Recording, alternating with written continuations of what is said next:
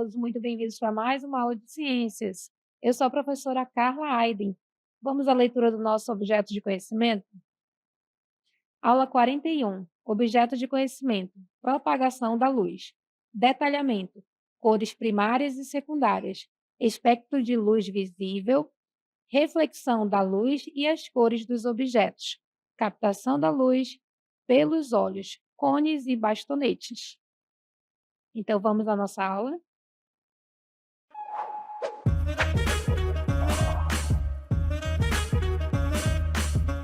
Vejam só, estamos aqui nessa praia tão bonita, bem iluminada, não é?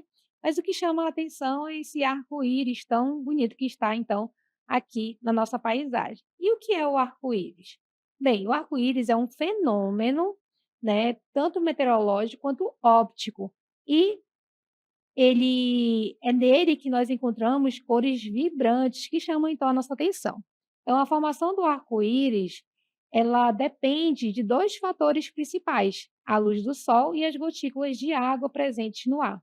Embora pareça branca, a luz solar é composta por várias cores, como o vermelho, laranja, o amarelo, o verde, dentre outras cores. Quando essa luz encontra pequenas gotículas de água que estão suspensas no ar, como as gotículas da chuva, ela sofre refração, que é um fenômeno físico, onde ela muda de direção e se separa em suas diferentes cores, aquelas que nós observamos. E é justamente essa decomposição da luz dentro da gotícula de água que dá origem ao arco-íris que observamos no céu. Bem, então vamos então à natureza das cores. Vejam só. A natureza das cores vai depender, então, de como nós a compreendemos. Então, antes de tudo, nós devemos compreender que as cores podem ser explicadas de diferentes maneiras. E na aula de hoje trataremos tanto da teoria das cores quanto a origem física delas. Começaremos então explorando as cores a partir da teoria das cores, com foco no modelo subtrativo tradicional, muito utilizado na arte e na pintura. Nesse modelo, as cores primárias são o vermelho, o amarelo e o azul, como nós podemos observar então na nossa cartela, e a partir da mistura desses pigmentos surgem então as cores secundárias e terciárias. Esse sistema nos ajuda a entender como as cores se organizam, como se combinam no ciclo cromático e como são aplicadas então no cotidiano artístico. Mais à frente, durante a nossa aula, nós vamos abordar a origem física das cores, ressaltando que, embora a teoria das cores seja bastante útil para compreender o uso e a combinação das cores, ela não explica como elas realmente se formam na natureza, pois, sob a perspectiva da física, as cores têm origem a partir da luz, como nós vimos, então, na abertura da nossa aula. Então, dentro da teoria das cores, nós vamos ter as cores primárias. E o que são as cores primárias? São aquelas que não podem ser obtidas a partir da mistura de qualquer outra cor. E quais são essas cores primárias? Como nós já dissemos, o vermelho, como está aqui na nossa cartela, o amarelo e o azul. Dentro, então, da teoria das cores ainda, nós temos as cores secundárias. O que são essas cores secundárias? Elas são geradas a partir da mistura de 2 cores primárias, como nós vamos observar, então, aqui na nossa cartela. Vejam só, se misturarmos azul com o amarelo, nós vamos obter a cor secundária verde. Se misturarmos a cor primária amarela com o vermelho, nós teremos então a cor secundária laranja. Se misturarmos então o vermelho, que é uma cor primária, juntamente com o azul, que é uma outra cor primária, nós teremos a cor secundária roxo. E também temos dentro da teoria das cores as cores terciárias. E o que são elas? As cores terciárias são geradas pela mistura de uma cor primária com uma cor secundária, como nós podemos observar então aqui. Vejam só, quando nós misturamos o azul com o verde, nós obteremos então a cor turquesa, como nós vemos aqui na nossa cartela. Se misturarmos então o vermelho com o laranja, nós vamos obter então um vermelho alaranjado. Se misturarmos o amarelo com o laranja, nós vamos ter já um amarelo mais alaranjado. Se misturarmos então o vermelho com a cor roxa, nós teremos então a cor magenta. E assim nós vamos obter as outras cores. Bem, então, dentro da teoria das cores, nós observamos que as cores primárias são aquelas que não têm origem em nenhuma mistura, enquanto que as cores secundárias, elas têm origem a partir da mistura entre as cores primárias. Já as cores terciárias são aquelas que surgem a partir da mistura de uma cor primária com uma cor secundária. Então, a natureza das cores pode ser, então, a partir dessa mistura de cores, ou então elas também podem ser classificadas enquanto a sensação que elas transmitem. Então, vejam só as cores frias, quentes e neutras. As cores também podem ser denominadas pela sua temperatura, ou seja, de acordo com a transmissão de sensações geradas pela tonalidade que nós observamos então. Então, vejam só, nós temos então as cores neutras.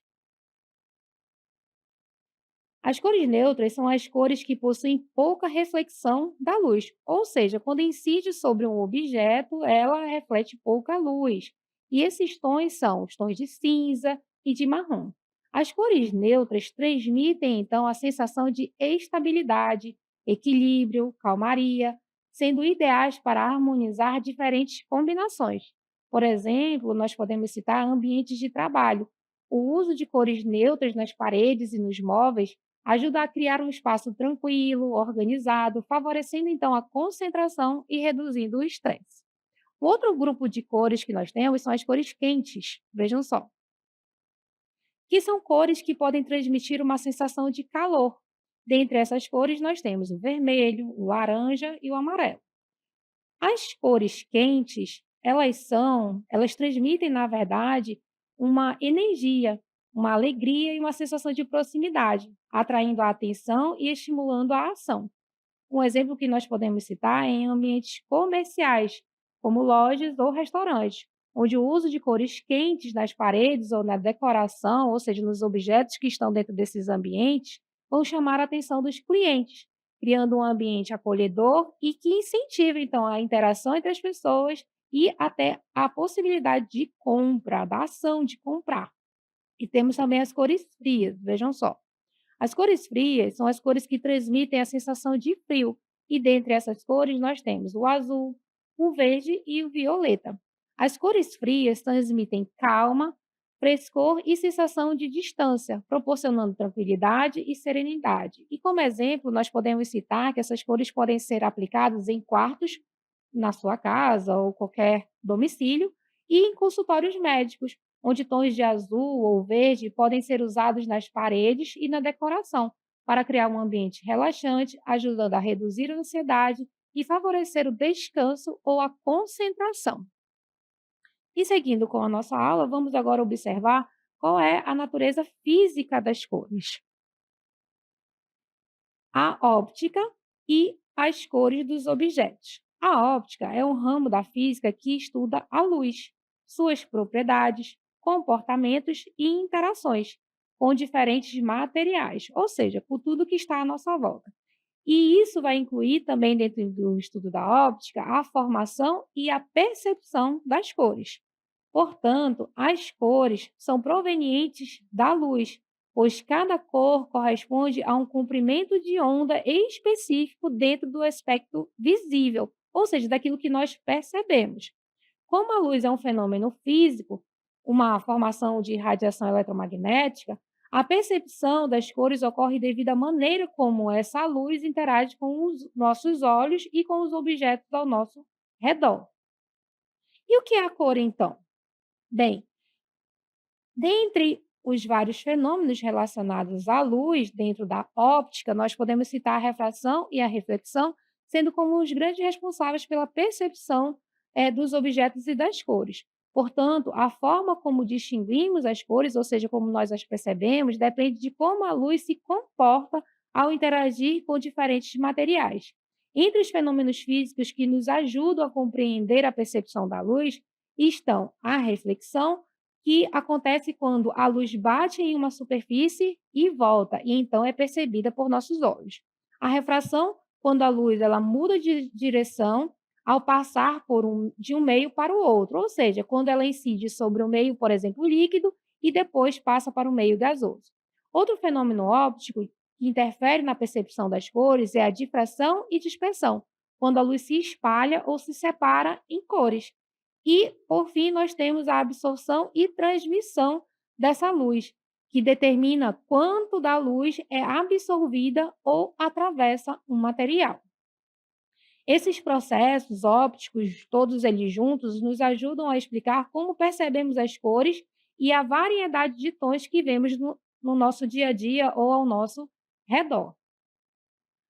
Bem, vamos então observar um cientista que contribuiu bastante para o nosso entendimento da natureza física da luz. Vejam só. Isaac Newton realizou uma experiência na qual fazia um feixe de luz branca atravessar uma prisma de vidro.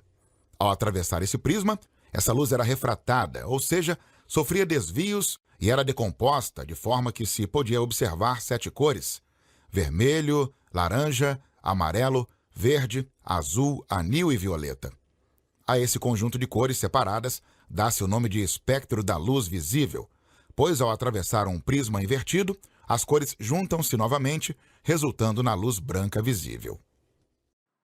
O experimento de Newton foi fundamental para compreendermos então da onde nós conseguimos observar e obter essas diferentes formas de cores que temos na natureza. É importante ressaltar que antes de Newton entendia-se que a luz branca ela era ela era pura e simples, e que as cores que nós observamos à nossa volta, na verdade, pertenciam então aos objetos e também poderiam ser resultantes da transformação que a luz branca passava ao atravessar esses objetos. Mas Newton, com o seu experimento, ele na verdade concluiu e mostrou que a luz branca, na verdade, é formada por várias cores e não que ela é simplesmente pura e única. Então, que ela pode ser separada, essa luz, por um prisma, e que cada cor, ao ser separada, mantém suas características próprias. Então, ela não é criada pelo prisma ou por qualquer outro objeto, mas apenas ela é revelada a partir da separação da luz branca. E a partir disso, nós hoje entendemos que cada cor corresponde a um comprimento de onda específico, o que explica fisicamente por que percebemos tantas cores diferentes. Então, esses comprimentos de onda que estão presentes na luz podem ser representados dentro do espectro eletromagnético, e nós conseguimos perceber as cores a partir de uma faixa visível dessas ondas. Então, vamos observar o que é o espectro eletromagnético.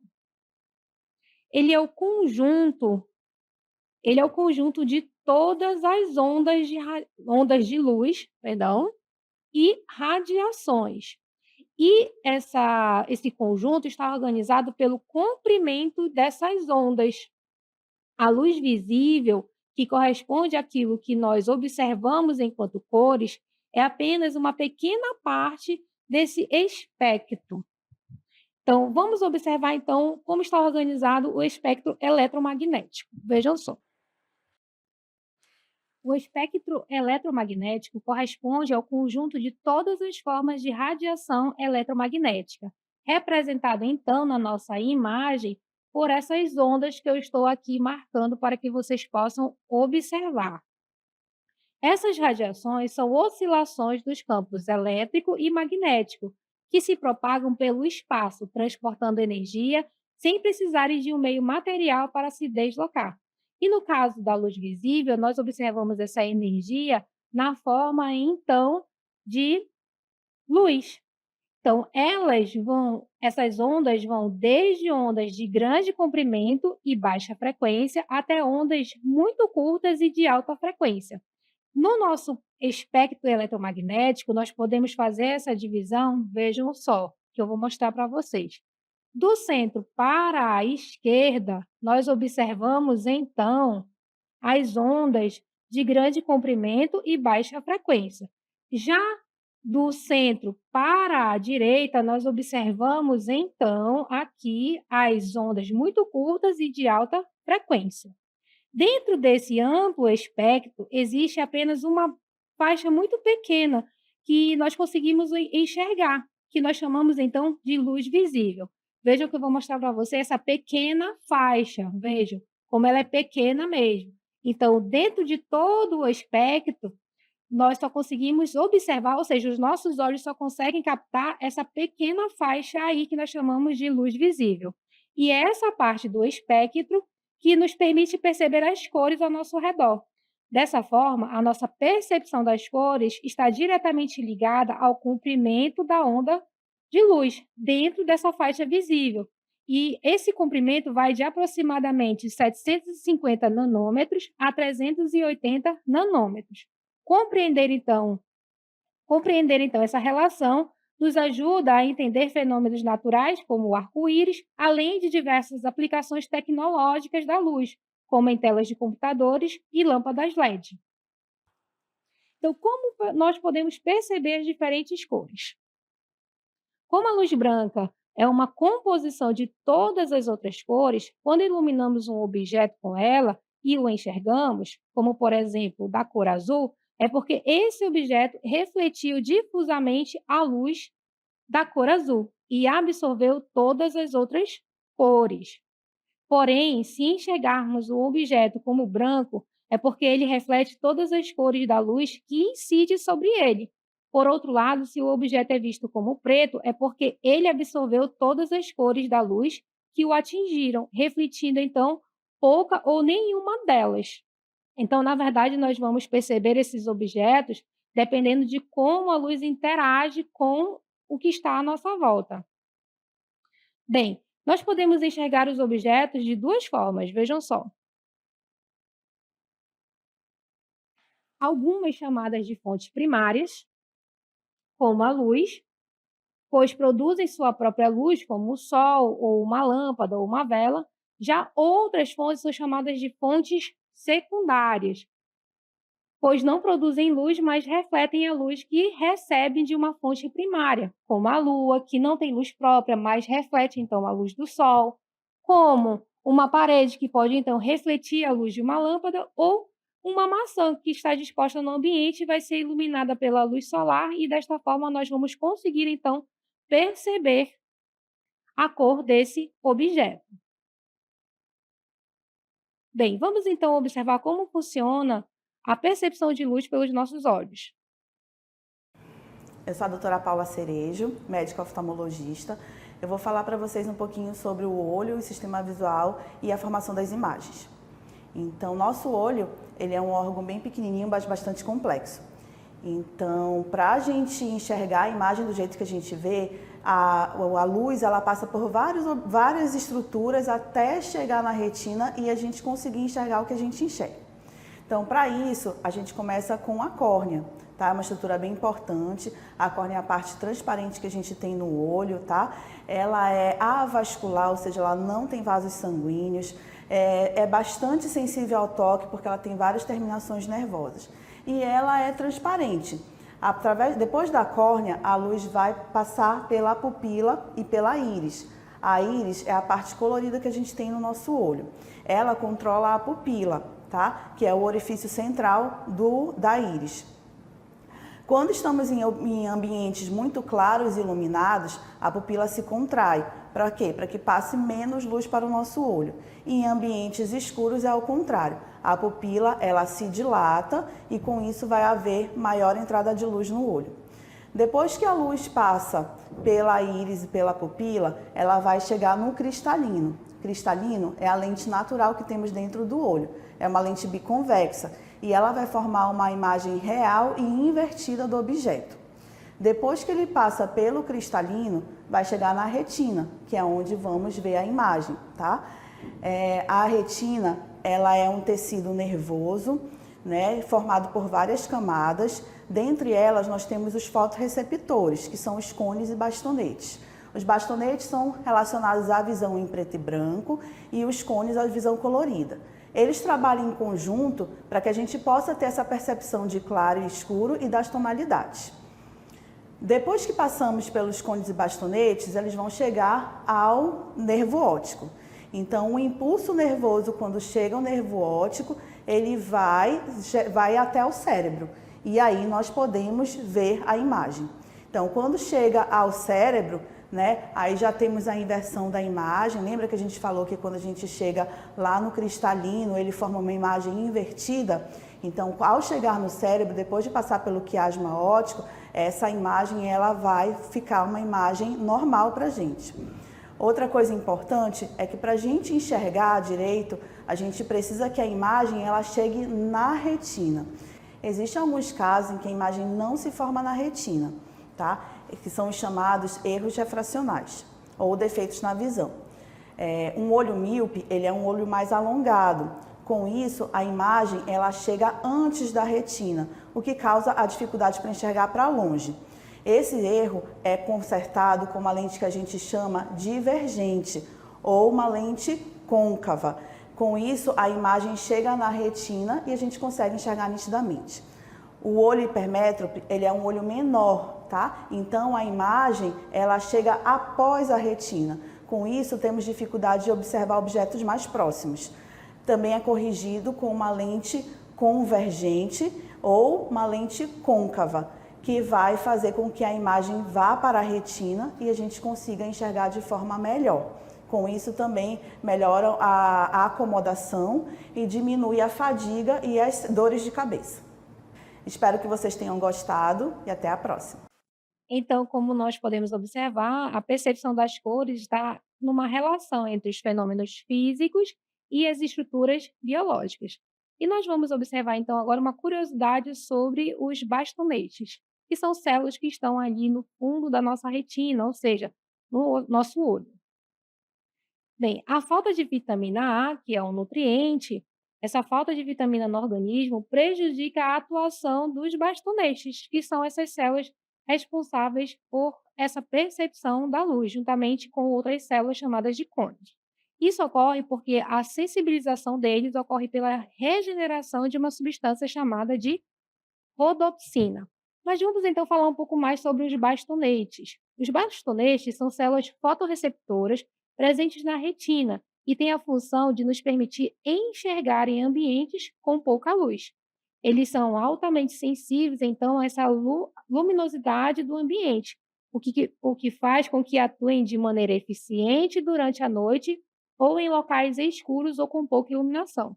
E embora eles não permitam a distinção das cores, eles são muito importantes, então, para essa percepção da claridade no ambiente. Isso ocorre porque os bastonetes contêm uma substância chamada de rodopsina, como nós vimos, e que vai reagir, então, com a presença de luz. E é essencial para a nossa visão noturna. Além disso, esses receptores são muito numerosos e se distribuem principalmente pelas regiões periféricas da retina, contribuindo então para a percepção dos movimentos e também para a ampliação do campo visual em situações de baixa luminosidade. Ou seja, quando a claridade aumenta muito, a rodopsina, né, que é um nutriente, se decompõe. Porém, ao escurecer, ela se regenera. Se houver deficiência, então, da vitamina A, cujo nutriente está relacionado à dopsina, essa regeneração vai ficar prejudicada, o que pode levar, então, ao desenvolvimento do que nós chamamos de cegueira noturna, que é essa dificuldade de perceber, então, a luminosidade nos ambientes. Isso vai levar ao quê? A dificuldade de enxergar em ambientes com pouca luz. Bem, na nossa aula de hoje, nós vimos que as cores, elas podem ser classificadas de diferentes formas. Dentro da teoria das cores, elas podem ser classificadas de acordo com a sua interação, a sua combinação. E dentro dessa teoria das cores, nós vamos ter então as cores primárias, as cores secundárias e as cores terciárias. Sendo que as cores primárias são aquelas que não são resultantes de nenhuma mistura, né? E essas cores são o amarelo, o vermelho e o azul. Já as cores secundárias são aquelas que são resultantes da mistura das cores primárias. Já as cores terciárias são aquelas que são resultantes de uma cor secundária com a cor terciária. E vimos que a outra forma de nós classificarmos, então, a luz é quanto à sua natureza física, ou seja, de fato, como ela tem origem no ambiente, na natureza. E nós vimos que a luz, ela nada mais é do que um efeito eletromagnético. Ela é resultante, então, da oscilação dessas ondas que se propagam no meio. Vimos que essas ondas elas estão classificadas dentro do espectro eletromagnético e que existe ali, então, uma diversidade dessas ondas. E que aquilo que nós percebemos enquanto cor, na verdade, é só uma pequena faixa dentro desse espectro. E que essa coloração ela vai depender da relação que essa luz vai ter com os objetos à nossa volta. E que a percepção e também está relacionada com fenômenos físicos, como a refração. E, resumidamente, nós podemos dizer que as cores que percebemos nada mais são do que a decomposição da luz branca, como foi mostrado então por Newton em seu experimento. Vemos também que os nossos olhos, eles têm estruturas ali, específicas, adaptadas a interagir com essa luz do ambiente para fazer, então, a recepção e a tradução dessa informação no nosso cérebro. Portanto, essa foi a nossa aula de hoje e até uma próxima.